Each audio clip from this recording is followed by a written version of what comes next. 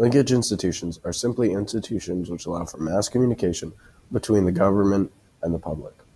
These institutions include things like lobbies, the media like CNN, other news sources, and most importantly, politicians.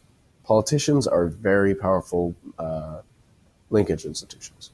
Generally, they're the public's most powerful tool for communicating directly with the government. On a day-to-day basis, politicians decide what the government spends its time doing. They choose whether to implement laws, how to change laws, and whether or not a law should even become a law. Because the public votes for these politicians, if politicians make decisions which the public doesn't like, they can very easily simply not vote for that person in future elections.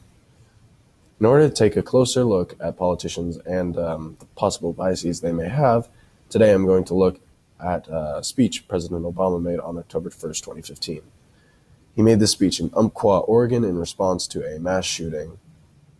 And in this speech, Obama very clearly wears his liberal bias on his sleeve. He begins by offering condolences to the families for a short minute, and then he goes straight into criticizing gun laws in the United States.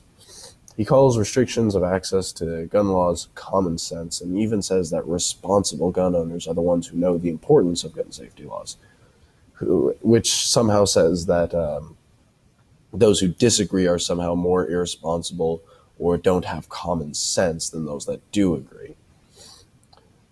His choice of words here very clearly show that he thinks his opinion is the only correct opinion, and that anybody who thinks otherwise is somehow irresponsible or lacks common sense.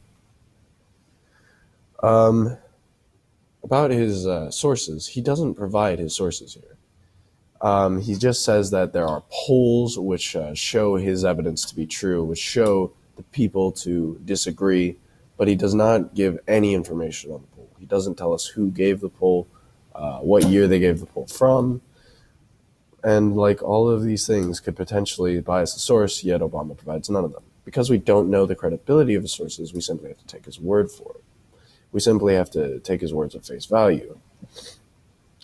Also throughout this speech, Obama makes a bit of a straw man argument, a bit of the straw man fallacy. He oversimplifies the ideals behind gun ownership.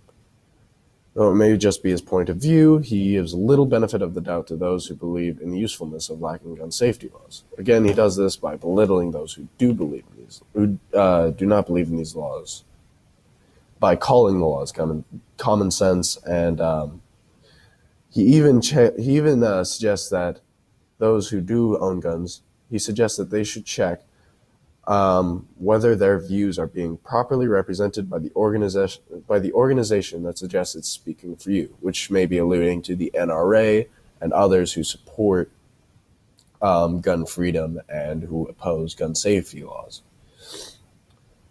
Obama also gives us a true Scotsman fallacy by claiming that all responsible gun owners agree with his point of view. Because he's saying that responsible gun owners agree with him, he indirectly calls those who disagree with him irresponsible. Because of this, one is either a responsible gun owner and on Obama's side, or is not worth listening to as they're an irresponsible gun owner, even though they're on the other, or just because they're on the other side.